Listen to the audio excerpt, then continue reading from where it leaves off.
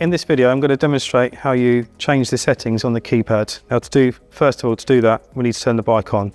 So we need to make sure that the lanyard is attached, and then you push the power button on the battery until it illuminates green. Once that happens, you should get a green flashing light on the keypad here, and you just push the power button to turn the bike on. Now the bike is active. To change the settings, we have three settings here. We've got power, speed and response. Now to change those, this works on a safety feature of a 3-pin system.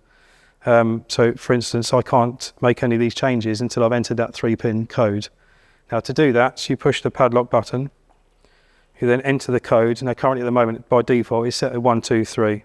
So as you can see from the keypad here, I've entered 1, 2 and 3. As soon as you enter that 3-pin code, you push the padlock, you're now in edit mode. So I can now make adjustments to any of these dials here.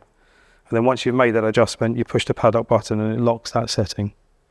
And you're good to go.